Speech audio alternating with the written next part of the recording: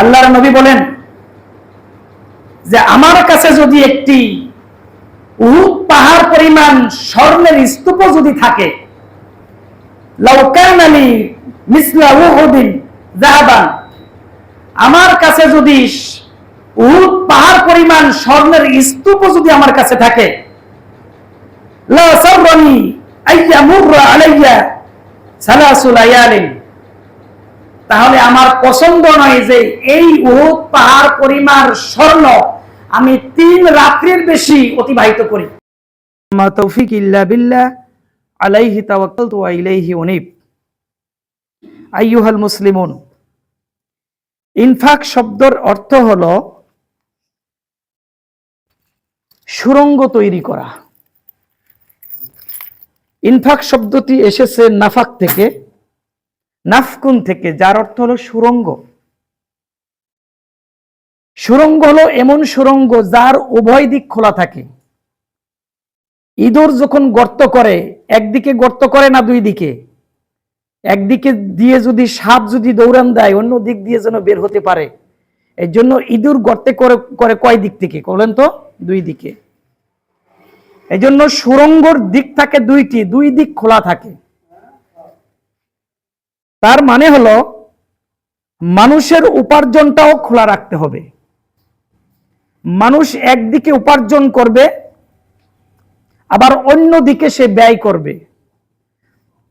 শুধুমাত্র উপার্জন করবে, টাকা পয়সা কামাই করবে, জমা করবে, রেখে দিবে, এটার নাম আল্লাহর পথে খরচ না, এটার নাম উপার্জন না।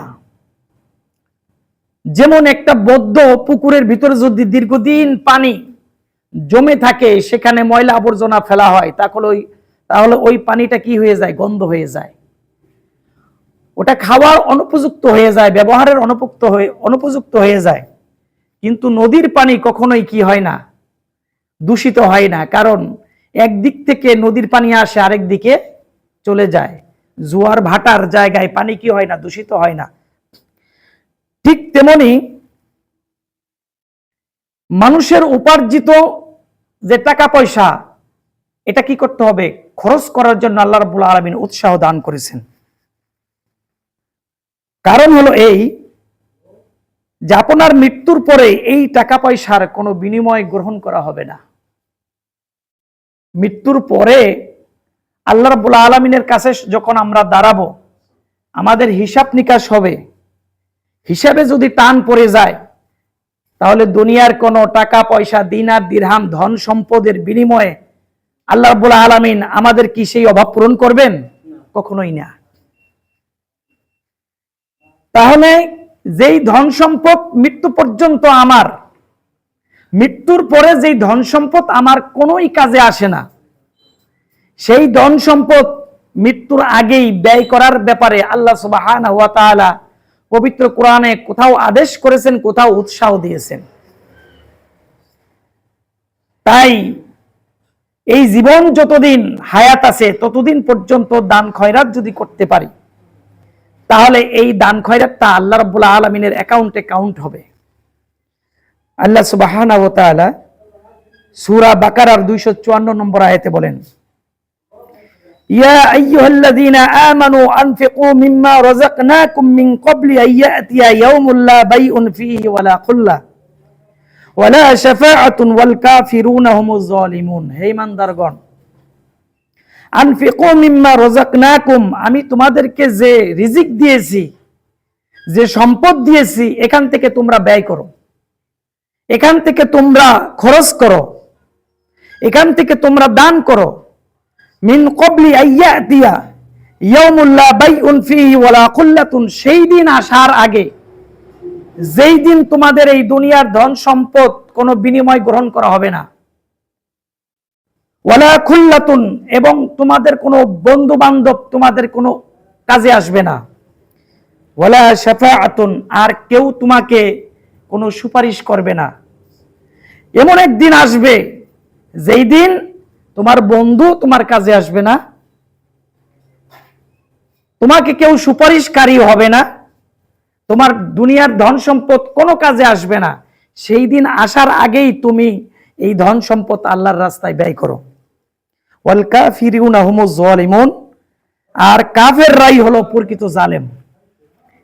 তার মানে হলো এই যে ধন সম্পদ এইগুলো জমা করে রাখা, এইগুলোর মহব্বত করা, এই কাজগুলো হলো কাফেরদের কাজ। এই কাজগুলো হলো কাফেরদের কাজ, কাফেরদের কাজ। কোন মুসলমান ধন সম্পদ শুধু উপার্জন করে জমা করে রাখতে পারে না।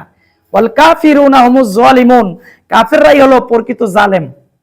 সুতরাং কাফেরদের মতো তোমরা এইভাবে ধন সম্পদ উপার্জন করো শুধুমাত্র দুনিয়ার ভোগ বিলাসের জন্য, নিজেদেরকে আত্মস্থ করে রেখো না।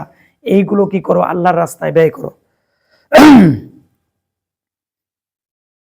এই দান সচ্ছল অসচ্ছল উভয় অবস্থায় করার ব্যাপারে আল্লাহ রাব্বুল আলামিন উৎসাহ দিয়েছেন। যখন টাকা পয়সা থাকে তখনও দান করব, যখন টাকা পয়সা না থাকে, অসচ্ছল থাকি, তখনও দান করব। আল্লাহ সুবহানাহু ওয়া তাআলা সূরা আল ইমরানের 134 নম্বর আয়াতে বলেন, আল্লাযীনা ইউনফিকুনা ফিস সাররাই ওয়াদ দাররাই ওয়াল কাযিমিনা ওয়াল আফিনা আনিন নাস ওয়াল্লাহু ইউহিব্বুল মুহসিনিন। আর যারা ব্যয় করে ফিস সাররাই সচ্ছল অবস্থায়, ওয়াদ দাররাই অসচ্ছল অবস্থায়, ধনী অবস্থায় তারা দান করে, গরিব অবস্থায়ও যারা দান করে, ওয়াল কাযিমিনা আর নিজের রাগকে দমন করে রাখে, ওয়াল আফিনা আনিন নাস আর মানুষের ভুল ত্রুটি ক্ষমা করে দেয়, ওয়াল্লাহু ইউহিব্বুল মুহসিনিন আর আল্লাহ রাব্বুল আলামিন মুহসিন বান্দাদেরকে খুবই ভালোবাসেন। মুহসিন কাদেরকে বলা হয়? যেহেতু জুমার খুতবা চলে, মনোযোগ দিয়ে শুনতে হবে, কথা বলা যাবে না, এদিকে আমার দিকে লক্ষ্য করতে হবে। মুহসিন বলা হয় তাদেরকে যাদের কাছ থেকে কোনো মানুষ তো দূরের কথা, একটা প্রাণীও কষ্ট অনুভব করে না। মুহসিন হলো সেই বান্দা যেই বান্দার কাছ থেকে মানুষ শুধু কল্যাণ লাভ করতে পারে, কোন ধরনের অকল্যাণ লাভ করতে পারে না, তাকে বলা হয় মুহসিন। আল্লাহু ইউহিব্বুল মুহসিনিন, আল্লাহ রাব্বুল আলামিন মুহসিন বান্দাদেরকে খুবই পছন্দ করেন। এই আয়াতের ব্যাখ্যায় সহিহুল বুখারী এবং মুসলিমে কিতাবুজ যাকাতে আবু হুরায়রা রাদিয়াল্লাহু তাআলা আনহু বলেন, ক্বালা রাজুলুন ইয়া রাসূলুল্লাহ, এক ব্যক্তি বলল, হে আল্লাহর রাসূল, আইয়ুস সাদাকাতি আ'যামু আজরান, যে পুরস্কারের দিক থেকে সবচেয়ে উত্তম দান হলো কোনটি? যে আমি আমার সম্পদ থেকে দান করব, কিন্তু আমি যেন সবচেয়ে বেশি এই দানের কারণে পুরস্কার লাভ করতে পারি আল্লাহর কাছে, সবচেয়ে পুরস্কার বেশি পেতে পারি, এইরকম দান কোনটি? ক্বালা আন তাসাদদাকা ওয়া আনতা সহিহুন, আল্লাহর নবী বললেন, তুমি এমন অবস্থায় দান করো যে তুমি সুস্থ এবং সবল, তুমি সুস্থ এবং সচ্ছল, তুমি সুস্থ এবং তোমার দান করার মতো অ্যাবিলিটি আছে, এইরকম অবস্থায় কি করো? তুমি দান করো। কারণ হলো এই তাকশাল ফাকরা, কেননা এমন অবস্থা হতে পারে যে কি করতে পারে, তোমার দারিদ্রতার ভয় তৈরি হয়ে যেতে পারে, তুমি হঠাৎ করে দারিদ্র হয়ে যেতে পারো, তখন তুমি তো দান করতে পারবে না। কারণ মানুষের টাকা পয়সা এগুলো হলো জোয়ার ভাটার মতো, এই আছে এই নাই। কত মানুষকে চোখের সামনে দেখেছি, অনেক ধনী মানুষ 1972 সালে সেই এরশাদের আমলে এক ব্যক্তি, তিনি হেলিকপ্টার দিয়ে কি করছেন, বিয়ে শাদী করে বউ নিয়ে আসছেন। ঠিক কয়েকদিন আগে রিপোর্ট করলো এখন সে ঢাকার ফার্ম গেটে ভিক্ষা করে। এরকম ঘটনা দেখছেন কিনা? এরকম ঘটনা ঘটছে। সুতরাং গতকালকের ধনী আজকের ফকির, আবার আজকের ফকির আগামীকাল ধনী বানাই দিবেন কে?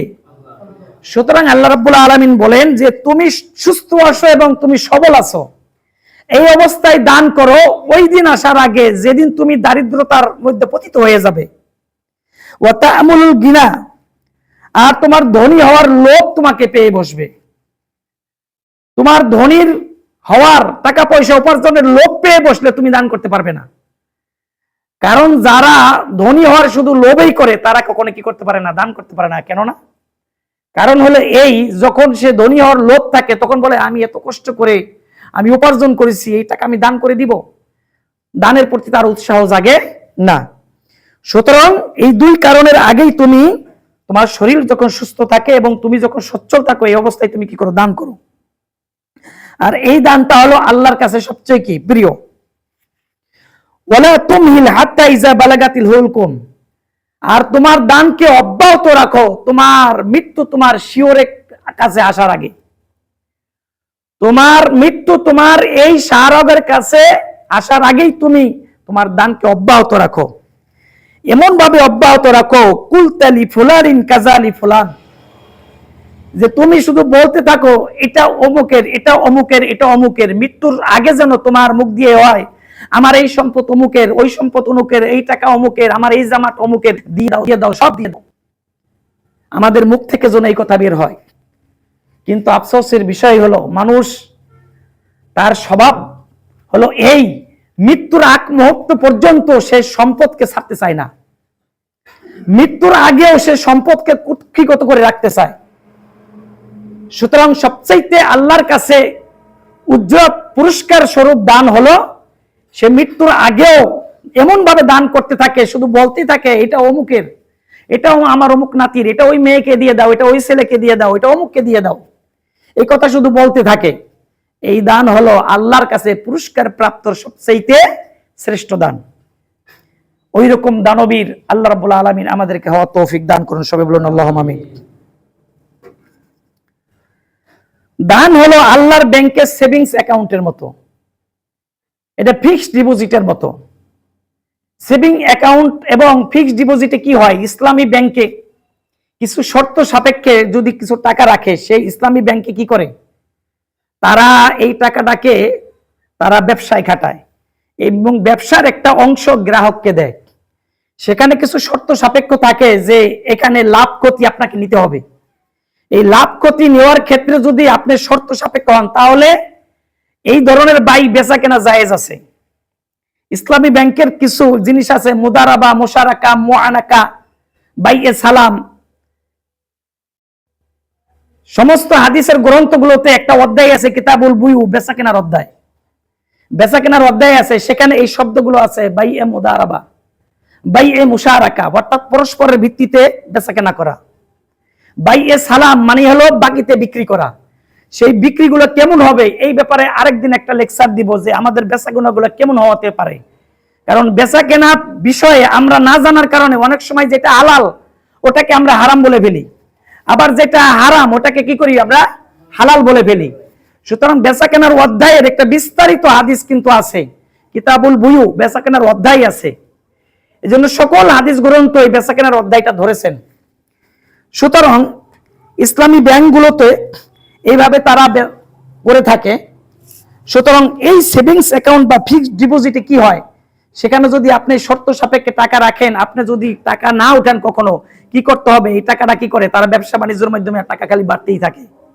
আপনি 5 বছর 10 বছর পর্যন্ত উঠাইলেন না, টাকা কি করবে?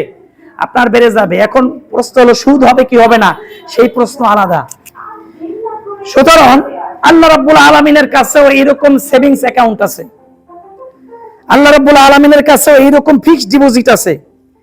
সেইখানে যদি আল্লাহর রাস্তায় আমরা যদি এই দানগুলো করি, তাহলে আল্লাহ রাব্বুল আলামিন আমাদের ফিক্সড ডিপোজিটে রেখে আমাদের শুধু এই দানগুলো বাড়াইতেই থাকবেন। কাল হাসরের ময়দানে আমরা দেখব আমাদের আমল নামায় কোটি কোটি টাকার আমাদের সওয়াব, আমাদের পুরস্কার হয়ে আছে।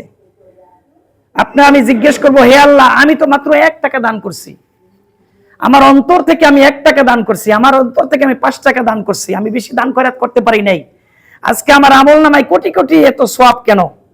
আল্লাহ রাব্বুল আলামিন বলবেন যে আমি তোমার এই দানগুলোকে আমি লালন পালন করেছি, ফিক্সড ডিপোজিট করে রেখেছি, সেভিংস অ্যাকাউন্ট করে রেখেছি। আজকে তোমার সেই দানের যে উজরত, সেই পুরস্কার আজকে তুমি নিয়ে নাও। সুতরাং এই দান দিন দিন বৃদ্ধি পায়। আল্লাহ সুবহানাহু ওয়া তাআলা সূরা বাকারা 261 নম্বর আয়াতে এই যে দিন দিন আমাদের দানগুলো বৃদ্ধি পায়, এই ব্যাপারে একটা উদাহরণ দিয়েছেন। আল্লাহ সুবহানাহু ওয়া তাআলা বলেন, মাসালুল লাযিনা ইউনফিকুনা আমওয়ালাহুম ফি সাবিলিল্লাহ কামাসালি হাববাতিন আম্বাতাত সাবআ সানাবিলা ফি কুল্লি সুমবালাতিন মিআতা হাব্বা ওয়াল্লাহু ইউদাইফু লিমান ইয়াশা ওয়াল্লাহু ওয়াসিউন আলিম। আল্লাহ রাব্বুল আলামিন বলেন যে তোমরা যে দানগুলো করো, আল্লাহর রাস্তায় যে ব্যয় করো, এর উদাহরণ হলো এই যে আমালুম ফি সাবিলিল্লাহ, আল্লাহর রাস্তায় যে তোমাদের সম্পদগুলো ব্যয় করো, কামাসালি হাব্বা, যেন তোমাদের কেউ এক শস্য তোমরা রোপণ করলে, আমরা সানাবিলা, এবং একটা শস্য থেকে, একটা দানা থেকে 7টা ছড়া গজালো, ফি কুল্লি সুমবালাতিন মিআতা হাব্বা, আর প্রত্যেক ছড়া থেকে 100টা করে দানা হলো। তাহলে আপনি আমি দানা বললাম কয়টা? একটা দানা থেকে ছড়া গজাইলো কয়টা? 7টা। প্রত্যেকটা ছড়াই যদি 100টা করে হয়, মোট কত হলো? 700টি। এটা হলো আমাদের হিসাব। এটা কাদের হিসাব? এটা হলো আমাদের হিসাব। কিন্তু আল্লাহ রাব্বুল আলামিন বলেন যে না, তোমার এই দানটাকে আমি তোমার হিসাবের মধ্যে রাখবো না। আল্লাহু ইউদাইফু লিমান ইয়াশা, আমি তোমার এই দানটাকে চক্রহারে বৃদ্ধি করব। যেমন চক্রহারে সুদ হয় না? আমাদের দেশে সুদ আছে, আসেনি? এই সুদগুলো আছে আমাদের সমাজে। সুদ কি কোরআন হাদিসে এলাও করে? অথচ সমাজে আছে কি নাই বলেন? আমাদের দেশে অনেকেই বলে যে ভাই আপনারা যা করেন ঠিক আছে, কিন্তু সমাজে নাই। তাদের প্রতি প্রশ্ন হলো এই যে সমাজে নাই, এইরকম তো আরো অনেক বিষয় আছে। সমাজে কি চুরি করলে হাত কাটার কোনো বিধান আছে? নাই। সমাজে সুদ আছে, কিন্তু কোরআনে নাই। সমাজে এমন জিনিস আছে যেগুলো কোরআনে নাই, আবার সমাজে এমন জিনিস নাই যেগুলো কোরআনে আছে। শুধুমাত্র এই সুন্নাত গুলো পালন করলেই খালি সমাজের দোহাই দেন, সুন্নাত গুলো পালন করার ক্ষেত্রেই শুধুমাত্র সমাজের দোহাই দেন, কিন্তু সমাজে কি নাই? কোরআনের অনেক বিধান নাই, সেই ব্যাপারে আপনার এই সমাজের ওই সময় দোহাই দেয় না, সেই সময় তাদের কোনো মাথা ঘামানো নাই। সুতরাং আল্লাহু ইউদাইফু লিমান ইয়াশা, আল্লাহ তোমাদের এই দানকে চক্রহারে বৃদ্ধি করে দেন, বরং আল্লাহ যা চান তার চাইতে আরো বেশি দেন। সুবহানাল্লাহ। আল্লাহু ওয়াসিউন আলিম, আল্লাহ রাব্বুল আলামিন হলেন প্রশস্ত দাতা এবং অত্যন্ত বিজ্ঞানময়। আল্লাহ রাব্বুল আলামিন তোমাদের দানকে প্রশস্ত করে দেন। তোমরা এই দান করো, তোমরা মনে ভাবো যে আমার সম্পদের একটা অংশ কমে গেল, না, তোমার সম্পদের একটা অংশ কমে গেল না, বরং তোমার এই দানটাকে আমি তোমার দিকে ব্যাক করে দেই, তোমার দিকে আবার ফিরিয়ে দেই। এই দুনিয়ার জমিনেও আল্লাহ রাব্বুল আলামিন তোমাকে না খেয়ে রাখবেন না। তোমার এই দানের কারণে অবশিষ্ট সম্পদ তোমার বরকত হবে। এই জন্য দান আপনার প্রিয় জিনিস দিয়ে শুরু করতে হবে। দান করতে হবে সবচেয়ে প্রিয় জিনিস। কোন জিনিসটা প্রিয়? এই প্রিয় জিনিস দিয়ে কি করতে হবে? দান করতে হবে। ইব্রাহিম আলাইহিস সালাতু ওয়াস সালাম, তার কাছে আল্লাহ রাব্বুল আলামিন সবচেয়ে প্রিয় জিনিসটা চেয়েছিলেন, এবং ইব্রাহিম আলাইহিস সালাতু ওয়াস সালামের কাছে তার চাইতে ইসমাইলের চাইতে প্রিয় জিনিস আর ছিলেন না। এই যে হজের মৌসুম চলে আসছে, সামনেই হজ, লক্ষ লক্ষ হাজী সাহেবগণ মক্কার চতুর্দিকে তারা তাওয়াফরত অবস্থায় লাব্বাইক আল্লাহুম্মা লাব্বাইক, লাব্বাইক লা শারীকা লাক লাব্বাইক, ইন্নাল হামদা ওয়ান নি'মাতা লাকা, লাকা ওয়াল মুলক লা শারীকা লাক, এই ধ্বনিতে চতুর্দিকে আল্লাহর একত্ববাদের ঘোষণা করবে, এবং তারা সাফা এবং মারওয়া পাহাড়ে তারা সাই করবে। সেই ইব্রাহিম আলাইহিস সালামের পদচিহ্ন, সেই হাজারার পদচিহ্ন, ইসমাইল আলাইহিস সালামের সেই পদচিহ্নগুলো এখন রয়ে গেছে। সুতরাং ইব্রাহিম আলাইহিস সালামের কাছে সবচেয়ে প্রিয় জিনিস আল্লাহ রাব্বুল আলামিন চেয়েছিলেন। ইসমাইল আলাইহিস সালাম তার সবচেয়ে প্রিয় জিনিসকে কুরবানি করেছিলেন। আপনার আমার কাছেও সবচেয়ে প্রিয় জিনিসটাই আল্লাহ রাব্বুল আলামিন চান। সেটা হতে পারে ছোট্ট একটা খাবার, সেটা হতে পারে ছোট্ট একটা জিনিস। অনেক সময় দেখবেন যে আপনার পকেটে টাকা আছে, ভাঙতি টাকা আছে, অনেক টাকা আছে, রিকশাওয়ালাকে ভাড়া দিবেন। আপনার আমার মন এত ছোট, ওই মানি ব্যাগ থেকে সবচাইতে দুর্বল, সবচাইতে পুরান টাকাটা ওই রিকশা চালকের হাতে দেই। এটা বলবো আপনার ইমানের দুর্বলতা। এই কাজ কখনোই করা যাবে না। যদি এটা দান নয়, তার পারিশ্রমিক, তারপরেও আপনার পকেটের সবচাইতে চকচকা নোটটা আগে তাকে দিতে হবে। কারণ হলো, না থাকলে ভিন্ন কথা। কারণ পুরান টাকার যেই মূল্য, নতুন টাকার মূল্য বেশি নেই। মূল্য যখন একই, তখন আপনার প্রিয় জিনিসটা দান করতে অসুবিধা কোথায়? আমরা মসজিদে অনেক সময় দান বাক্স ঠেলি, তখন দেখা যায় যে সবচাইতে পুরান এবং সেরা টাকাটা মসজিদে দেয়। এটা হলো এই ঈমানের পরিপন্থী। আল্লাহ সূরা আল ইমরানের 92 আয়াতে আল্লাহ রাব্বুল আলামিন যে আল্লাহ রাব্বুল আলামিন তোমাদের সবচাইতে কল্যাণমূলক যে কাজটা সবচাইতে বেশি পছন্দ করেন সেটা হলো তুনফিকু মিম্মা তুহিব্বুন, সেটা হলো তোমরা যেই দান করো, দানের মধ্যে সবচাইতে প্রিয় জিনিস দান করার পর আল্লাহ রাব্বুল আলামিন তোমাদের এই দানগুলোকে বিনষ্ট করেন না।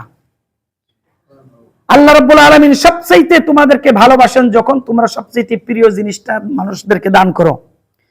ওমা তুনফিকু মিন শাইইন, আর তোমরা যেই জিনিসই দান করো না কেন, ফা ইন্নাল্লাহা বিহি আলিম, আল্লাহ রাব্বুল আলামিন তোমাদের এই দান সম্পর্কে সম্যক অবহিত, তিনি জানেন। কারণ আমরা কি জিনিস দান করতেছি, আমরা কোন নিয়তে দান করতেছি, কোন ভাবে দান করতেছি। আলহামদুলিল্লাহ, আলহামদুলিল্লাহ।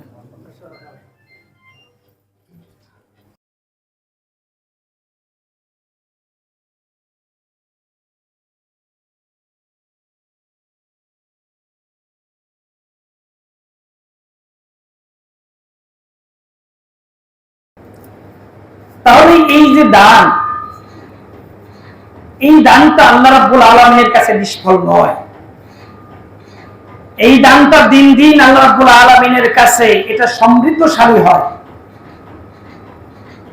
আমাদের প্রিয় নবী সাল্লাল্লাহু আলাইহি ওয়াসাল্লামের দান করার ধরনটা এবং ধারণাটা কেমন ছিল এটা শুনুন। সহিহুল বুখারী কিতাবুজ যাকাত, আবু হুরায়রা রাদিয়াল্লাহু তাআলা আনহু থেকে বর্ণিত হাদিস। قال رسول الله صلى الله عليه وسلم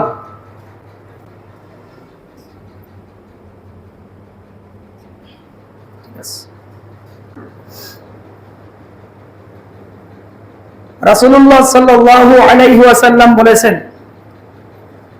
লাউ কানা লি মিসলা উহুদিন যাহাবা, আল্লাহর নবী বলেন যে আমার কাছে যদি একটি উহুদ পাহাড় পরিমাণ স্বর্ণের স্তূপ যদি থাকে, লাউ কানা লি মিসলা উহুদিন যাহাবান, আমার কাছে যদি উহুদ পাহাড় পরিমাণ স্বর্ণের স্তূপ যদি আমার কাছে থাকে, লা সাররানি আইয়ামুররা আলাইয়া সালাসু লায়ালিন, তাহলে আমার পছন্দ নয় যে এই উহুদ পাহাড় পরিমাণ স্বর্ণ আমি 3 রাত্রির বেশি অতিবাহিত করি।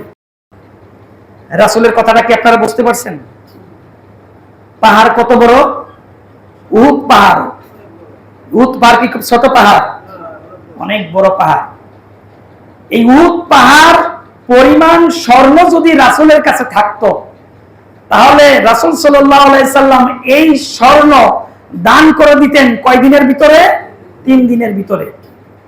3 দিনের অতিরিক্ত এই স্বর্ণ তার কাছে জমা রাখা তিনি কি করতেন না? পছন্দ করতেন না। ওয়া ইনদি মিনহু শাইইন ইল্লা শাইউন উরসিদুহু লিদাইলিন, তবে আমি ওই পরিমাণ স্বর্ণ শুধু রেখে দিতাম যেটা আমি ঋণগ্রস্ত হয়ে গেলে ঋণ পরিশোধ করার জন্য। আমি যদি ঋণগ্রস্ত হয়ে যাই, এই ঋণ পরিশোধ করার জন্যই আমি শুধু স্বর্ণ অতটুকু রেখে দিতাম।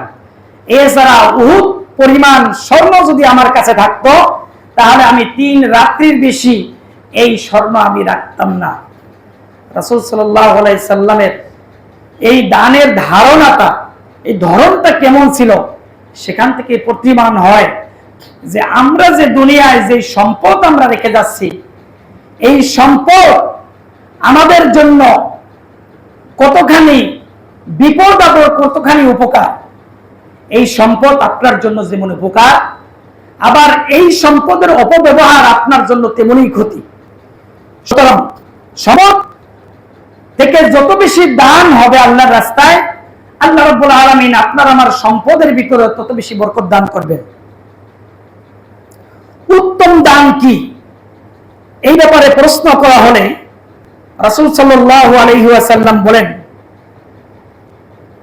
যে আফদালু দিনারিন ইউনফিকুহু আর-রাজুলু আলা আহলিহি কোন এক ব্যক্তি প্রশ্ন করলো, হে আল্লাহ রাসূল, সবচেয়ে উত্তম দান কোনটা?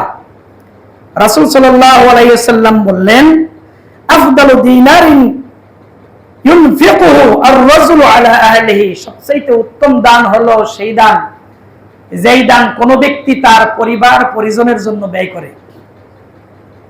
তাহলে আমাদের দানটা শুরু করতে হবে নিজের পরিবার থেকে। এখন নিজের পরিবারের দান বলতে, নিজের পরিবারের প্রতি খরচ বলতে কি খরচ বোঝায়? যেই পরিমাণ খরচ না হইলেই নয় এটা।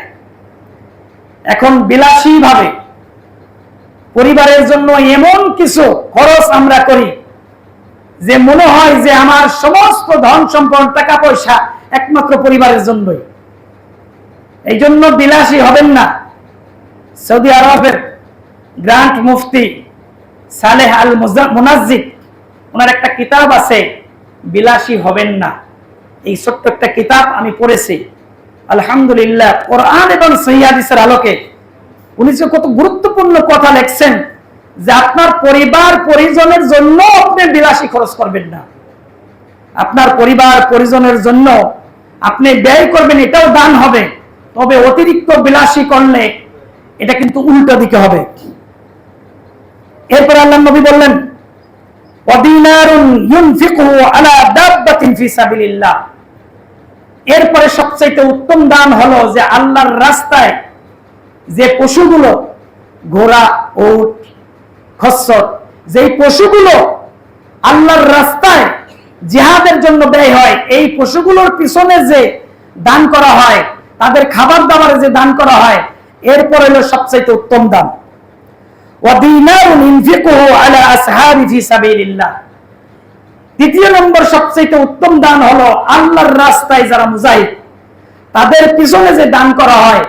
তৃতীয় নম্বর সবচেয়ে উত্তম দান হলো আল্লাহর রাস্তার মুজাহিদ, আল্লাহর রাস্তার মুজাহিদদের প্রতি দান করা, অথবা আল্লাহর রাস্তায় দ্বীনের দায়ীদের প্রতি দান করা, আল্লাহর রাস্তায় যারা কথা বলে, আল্লাহর রাস্তায় যারা দ্বীনের দায়ী, তাদের জন্য দান করা, এটা হলো সবচেয়ে উত্তম দান।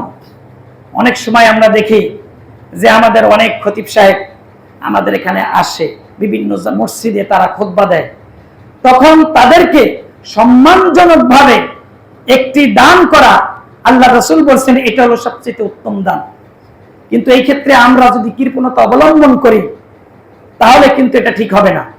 সুতরাং আমরা চেষ্টা করব যারা দ্বীনের দায়ী, দ্বীনের পথে মুজাহিদ, তাদেরকেও আমাদের দানের হাতটা আমাদের প্রশস্ত রাখতে হবে।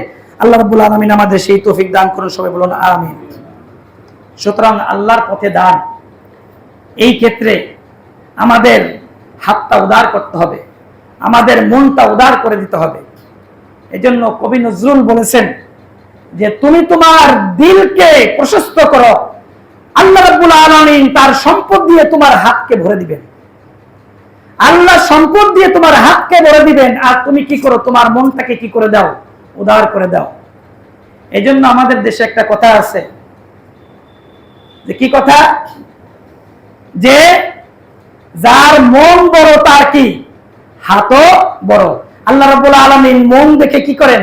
ধন দেন। এমন একটা কথা আছে না? আল্লাহ রাব্বুল আলামিন মন দেখে কি করেন? ধন দেন। আমরা মনটা যখন সংকীর্ণ করে ফেলব, আমাদের ধন, আমাদের সম্পদ আল্লাহ রাব্বুল আলামিন এইভাবে সংকীর্ণ করে দিবেন। এজন্য রাসূলুল্লাহ সাল্লাল্লাহু আলাইহি ওয়াসাল্লাম বলেছেন যে তুমি তোমার দানের হাতকে সংকুচিত করো না, আল্লাহ রাব্বুল আলামিন তোমাকে সংকুচিত করে দিবেন। তুমি তোমার দানের হাতকে প্রশস্ত করো, আল্লাহ রাব্বুল আলামিন তোমাকেও প্রশস্ত করে দিবেন। সুবহানাল্লাহ। সুতরাং এই দানের হাত আমরা প্রশস্ত করব। আল্লাহর রাস্তা বলতে, আল্লাহর রাস্তা তো অনেক। একজন গরিব মিসকিনকে দান করা আল্লাহর রাস্তা, একটা রাস্তা মেরামত করা আল্লাহর রাস্তা, একটা মসজিদ মাদ্রাসা তৈরি করা আল্লাহর রাস্তা, তারপরে একটা শাকো কালবাট নির্মাণ করে দেওয়া আল্লাহর রাস্তা, এরপর যে কোনো বিপদ আপদ রোগীকে সেবা করা আল্লাহর রাস্তা, একটা হাসপাতাল করে দেওয়া আল্লাহর রাস্তা।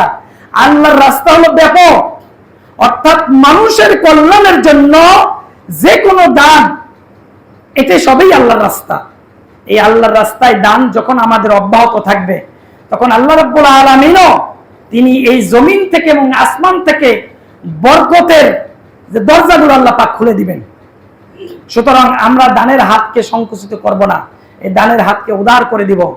কারণ সেই দিন আসার আগে, যেই দিন কোনো এই টাকা ধন সম্পদ কোনো কাজে লাগবে না, মৃত্যুর পরে এই টাকা ধন সম্পদ কোনো কাজে লাগবে।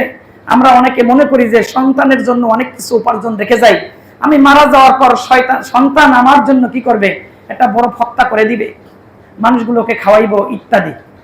কিন্তু মনে রাখতে হবে, আপনার দান আপনার হাত দিয়ে দিলে যত উপকার হবে, আপনার সন্তান আপনার জন্য দান করলে সেই উপকার হতেও পারে, নাও হতে পারে।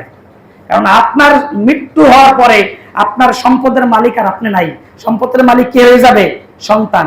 সন্তান যা দান করবে আগে সওয়াব পাবে আপনার সন্তান, এরপরে আপনাকে আল্লাহ রাব্বুল আলামিন দিতেও পারে, নাও দিতে পারে। সুতরাং এই ধারণা করে বসে থাকা যাবে না যে মৃত্যুর পর আমার একটা ফত্তা ইত্যাদি। এমনিই তো যাবতীয় ফত্তা, মৃত্যুর কোনো খাওয়ানো আল্লাহর রাসূল থেকে নিষেধ আছে। আল্লাহর রাসূল থেকে নিষেধ আছে যে মৃত্যুর পর আমাদের দেশে যে রসুম রেওয়াজ, এগুলা মুসলিম সমাজে ছিল না, এটা ছিল হিন্দু সমাজে।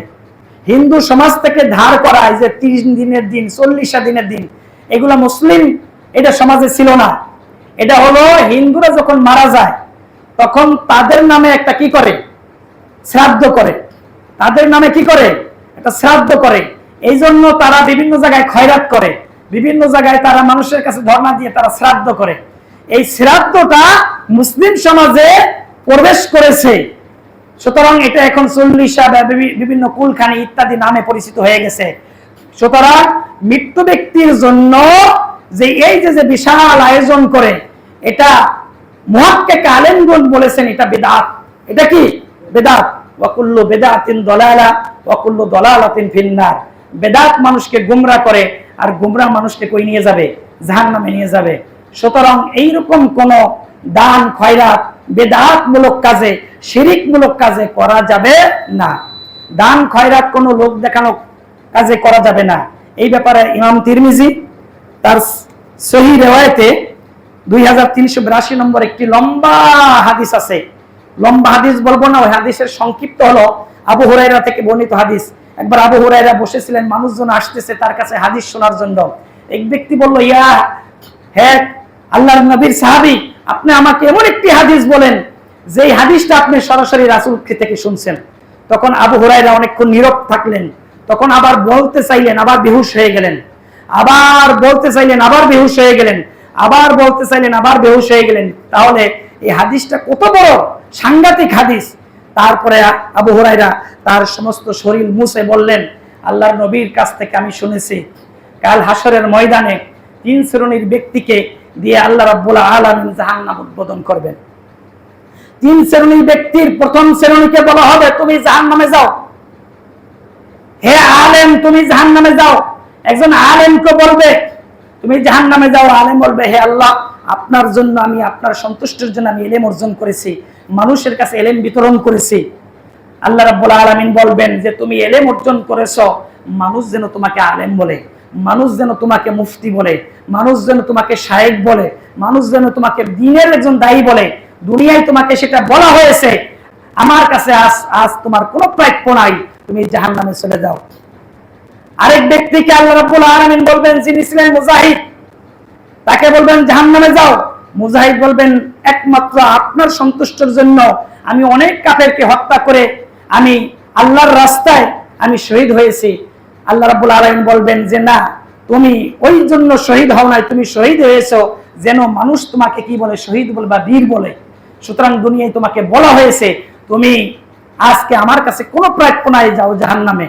আরেক ব্যক্তিকে, ওই দানবীরকে বলবেন, যে দানবীরকে বলবেন যে তুমি জাহান্নামে যাও, ওই দানবীর বলবেন, হে আল্লাহ, আপনার জমিনে, আপনার রাস্তায় আমি অসংখ্য দান করেছি, অনেক কালবাট, হাসপাতাল, মসজিদ, মাদ্রাসা ইত্যাদি করে দিয়েছি, কোটি কোটি টাকা যাকাত দিয়েছি। আল্লাহ রাব্বুল আলামিন বলবেন যে না, এইগুলো করেছো, তোমার অন্তরের খবর আমি রাখি, যাতে করে মানুষ তোমাকে দানবীর বলে। সুতরাং দুনিয়ায় তোমাকে বলা হয়েছে আজকে আমার কাছে কোনো প্রাপ্য নাই, যাও জাহান্নামে।